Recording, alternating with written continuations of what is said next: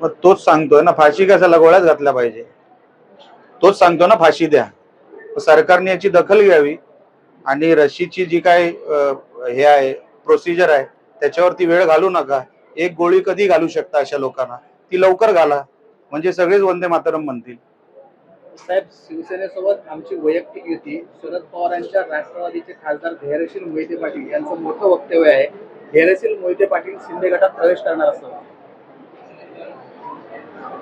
आमच्याकडे इन्कमिंग हे सातत्याने सुरू आहे.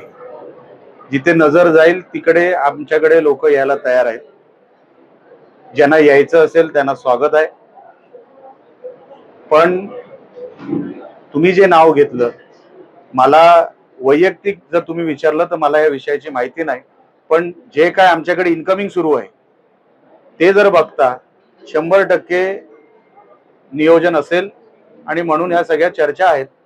साहेब, इन्कमिंग तुम्ही बोलला त्याप्रमाणे सिंधुदुर्ग जिल्ह्यातूनही मोठं इन्कमिंग शिवसेनेत होत आहे. सातत्याने लवकरच 15 तारीख पर्यंत त्याचा एक निकाल येईल असं म्हटलं. तुम्ही मुहूर्त काढला हे मला आता माहिती पडलं, पण आमच्याकडे 15 तारीख 20 तारीख असं काही नाही. रोज प्रत्येक दिवशी आमच्याकडे इन्कमिंग सुरू आहे. ते आपल्याला सोशल मीडियाच्या माध्यमातून दिसतंय आणि आम्ही तुम्हाला त्या सगळ्या माहिती पाठवते. बघा, मुळात कामं जिथे लोकांची होतात, जसं आता मी तुम्हाला शेती हा विषय म्हटलं की अनेक वर्षांवर्ष कामच झालेली नाही लोकांची.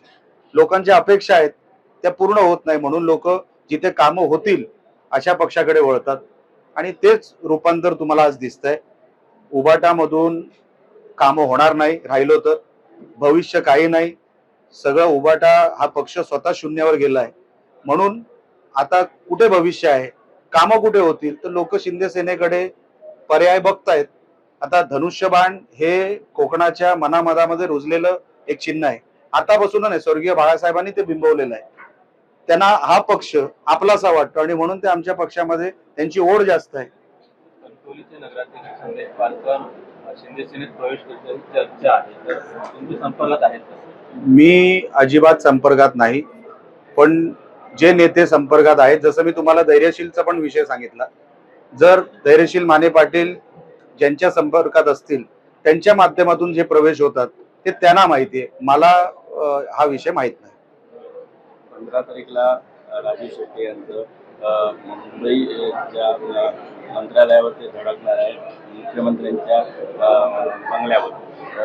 त्या संदर्भात काय नाही, ते इथे तिथे धडक देतच असतात. ते काय, ते मागे कोकणात येऊन गेले कारण का इकडचे नेते तसे सक्षम नाहीयेत, म्हणून काही लोकांनी त्यांना बाहेरून बोलवलं असा एक प्रकार झाला.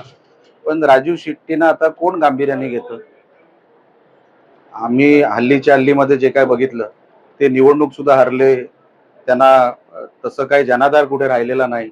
शेतकरी वर्गाचं त्यांनी नेहमी दिशाभूलच केलेली आहे. शेतकऱ्यांचा फायदा झाला राजू शेट्टींमुळे असं मला एक आंदोलन तुम्ही दाखवा. असं होत नाहीये, म्हणून त्यांचा जनाधार गेला. त्यांच्या मागे जी एक फौज उभी होती ती फौज गायब झाली. आता तसं गांभीर्य राजू शेट्टींना घेण्यासारखं नाहीये. आंबा काजू बागायतदारांना नुकसान भरपाई चांगल्या पद्धतीने मिळावी अशी ती मागणी घेऊन याच्यावर धडक नाही, नुसता तो विषय आहे असं मला वाटत नाही. सार्वजनिक मला वाटतं सगळाच महाराष्ट्राचा विषय आहे तो. आता काय नेमकं आहे ते कशावर करतायत मला तुमच्या प्रश्नावरून लक्षात आलेलं नाही. पण जे काही विषय असतील त्यांचे, राजू शेट्टी साहेबांचं जे इमेज झाली आहे ते त्यांच्या आंदोलनाला आता तसं गांभीर्य राहिलेलं नाही. एक वेळ होता त्यांचा, पण शेतकऱ्यांच्या मागे ते 100% तसे उभे राहिले नाहीत. शेतकऱ्यांना सोडलं, शेतकऱ्यांचा विश्वास त्यांच्यावरचा संपला आणि म्हणून आता त्यांच्या आंदोलनाला तसं काय राहिलं नाही. म्हणतो ना रिस्पॉन्स मिळेल असं काय, आणि जास्त शेतकरी त्यांच्यामध्ये इन्व्हॉल्व्ह होत नाही हल्ली, तर असंही बघितलंय मी.